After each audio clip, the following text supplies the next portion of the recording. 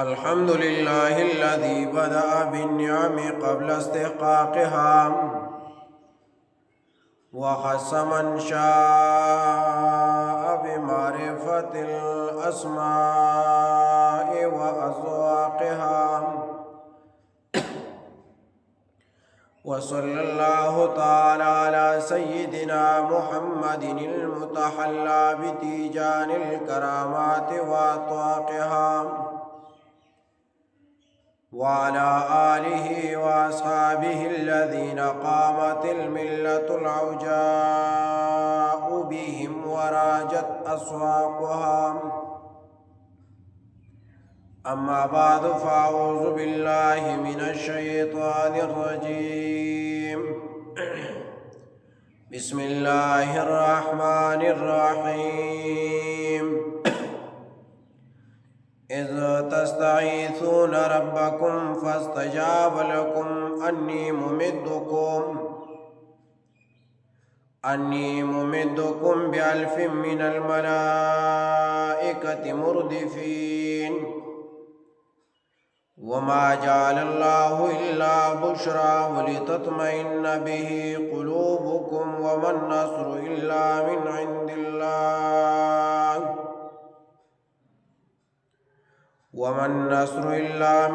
الله إن الله عزيز حكيم. عزتمند مسلمانانو اوریدونکو،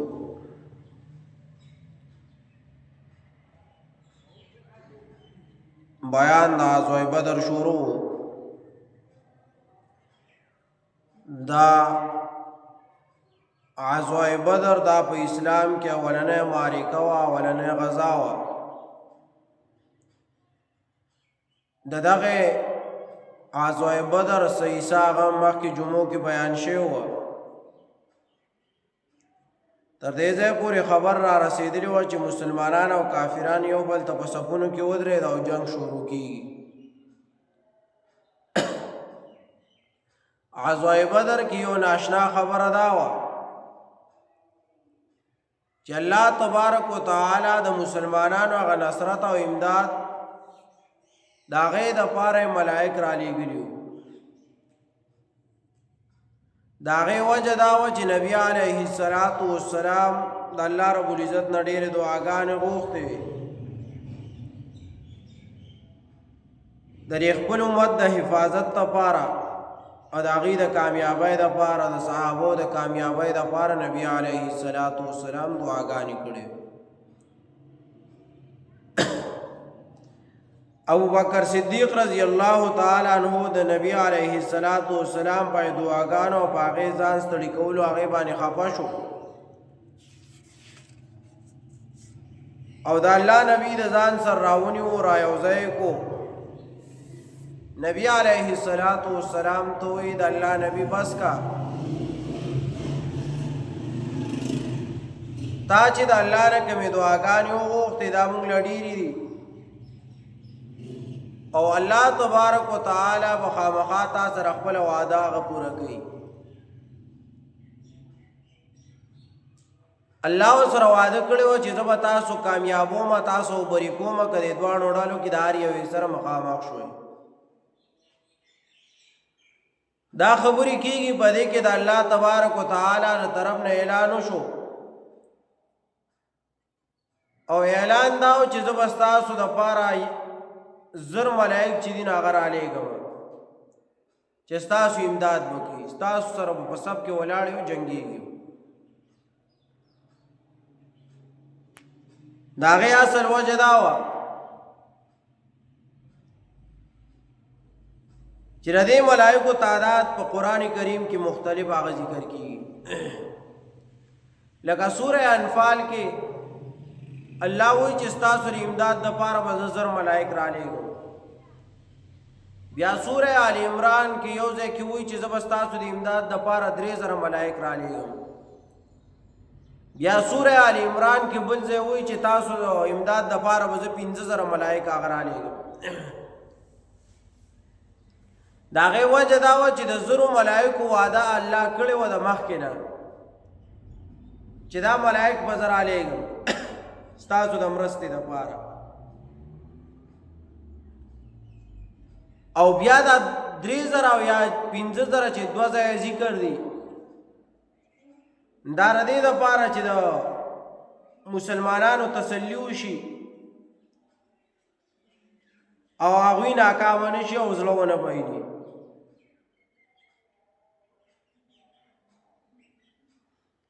د دې د رالېږلو وجه څه وه او الله ولې ویلي و چې زه به زر ملایک درلېږم، بیا بل ځای وایي 3000 درلېږم، بیا بل ځای وایي 5000. د دې زرو ملایکو واده خو الله کړی وه خو به رالېږي، خو دا 3000 او 5000 مختلف ځینو کې ولې ذکر شو؟ وجه دا وه چې د کافرو یو دروغو پروپیګنډه وکړه، دروغ یې جوړ کړو او هغوی وی چې کرز بن جابر المحاربي دا یو غټ سړی و، یو غټ بدمعاش و، دوی چې زمان مرستې له دا کرز بن جابر را روان دی او د دې کرز بن جابر سره 3000 فوج دی او دوی مسلح را روان دي زمونږ د مرستې دپاره چې مونږ مضبوط کړي او مونږ ډېر شو. مسلمانانو سره احساس پیدا شو چې دا 3000 فوج راشي او دا بدمعاش سړی دی غټ دا راشي نو دا خو به ډېر مضبوط شي،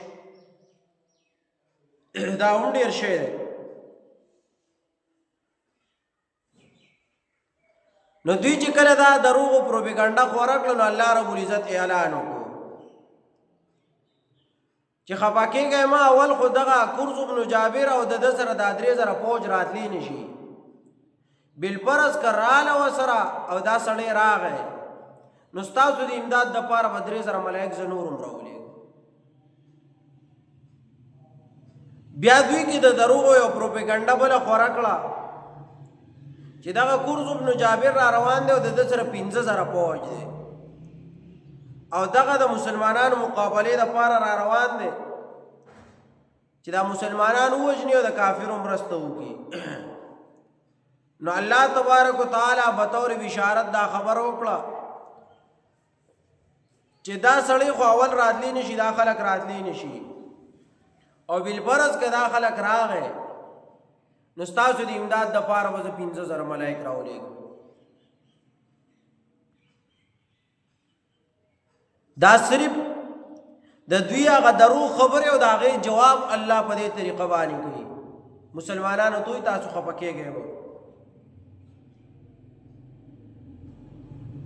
البته دا خبره ده چې زر ملایک الله را لېږلي وو غزوه بدر کې. نو چې الله تبارک وتعالی دا زر ملایک را لېږل نو د دې ملایکو نه بغیر خو هم چې دی نو الله امداد کولی شو، دی ولې را لېږل؟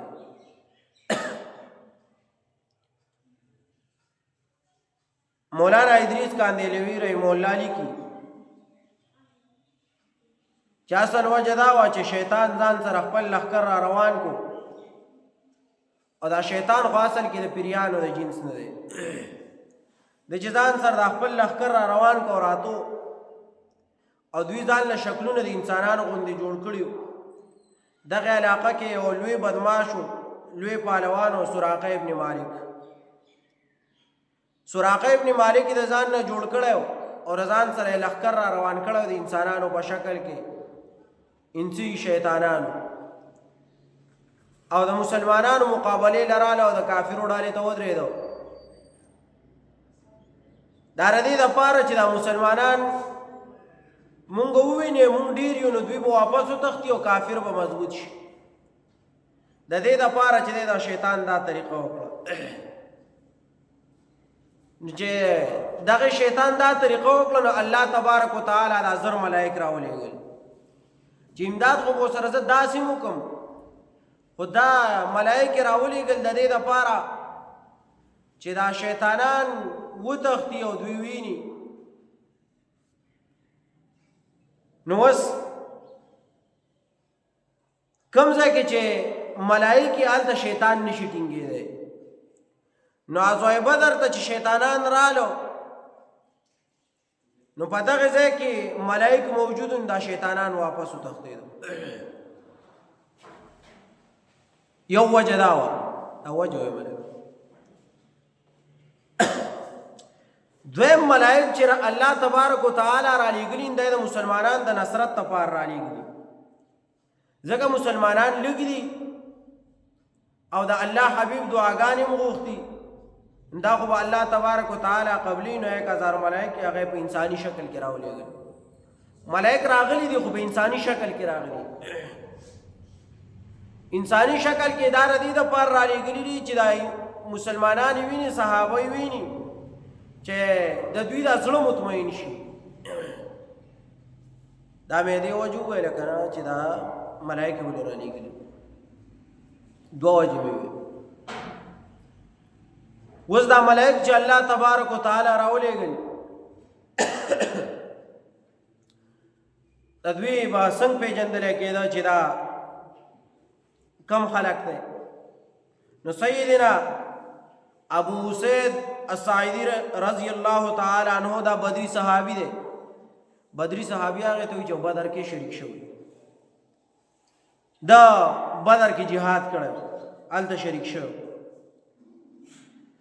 دی وی دا اسید ابو اسید الساعدی رضی الله تعالی عنہ دی وی چې په دغه ورځ باندې مونږ فرشتي لیدلي وي، دا فرشتو زیړ پټکي وو، فرشتو زیړ پټکي والي وو، په سر باندې تړلي وو، او دا شمله نه وروسته طرف ته چې کومه شمله وي دا کته د دې دواړو ولو په منځ کې وه.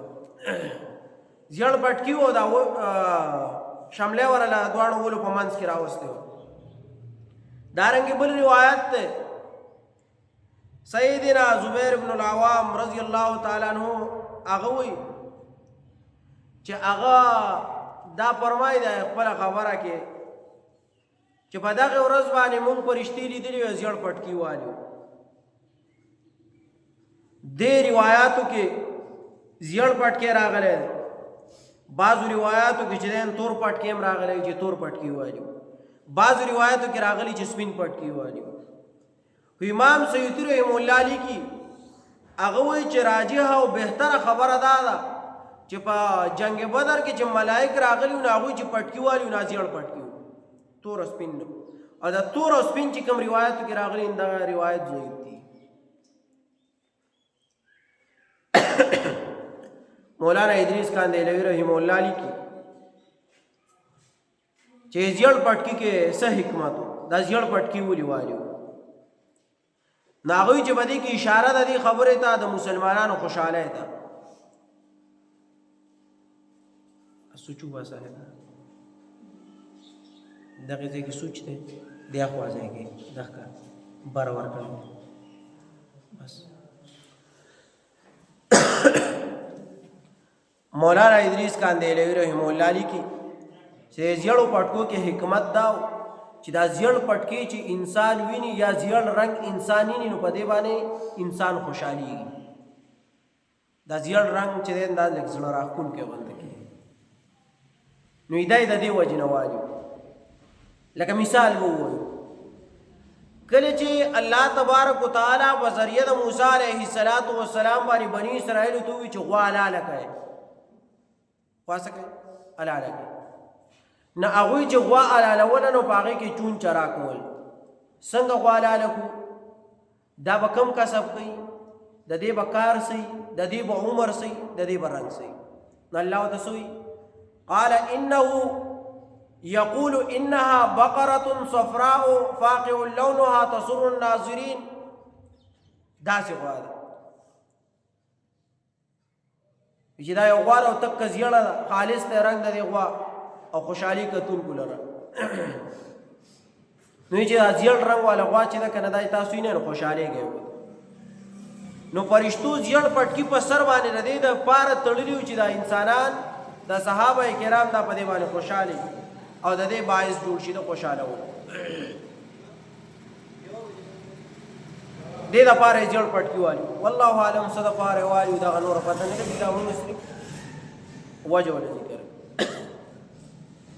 اوس دې کې داسې کار و چې دا مسلمانان چې صحابه کرام جنګېدل 300 صحابه کرام دي، هغه طرف ته کافر ډیر دي 9.5 یا 1000 کسان دي وس دې سره فرشتي هم شریکی شوي دي چې دا فرشتي او صحابه کرام یو ځای جنگ کوي وس دې کې بسنګ پیژندل کېږي او د فرشتو د جنگ طریقه وسي دا فرشتي بسنګ جنگ کوي په میدان جنگ کې ځکه د انسانانو د جنگ طریقه جدا ده د ملائکو جدا ده د هر څیز ځاله طریقې کنه و زمون جنگ دار چې کوه چا سره تور اړالي دواړه سایډ نه په یو بل گزارونه کوي نو چې کم ځای ځان یو بل ورسو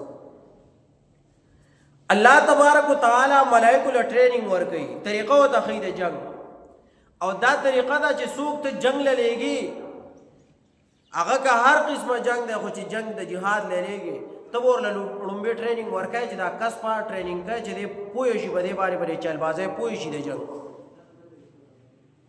لکه پوچ خلک لیکي جنگ د پاره کنه فاغه د جنگ له چيري دای نه علماء کې ټریننګ ورکړي چې دې بیا اوس مثال په تور کې زدي بر روان شوم دی غرته نیمه ته بنیم رسیدلې جواب مې راوځي او تګه شوې به مستړې به بیا ورګرځېدونه هغه ټریننګ ورکړي وز الله تبارک وتعالى ملائکه له ټریننګ ورکړي د جنگ د پاره طریقه او تخید جنگ نو قران کریم سورہ انفال آیات 12 کې داغه طریقه کوي چې فرشتو دوی چې تاسو به جنگ څنګه کوی ناغه دوی فضربوا فوق الاعناق واضربوا منهم كل بنان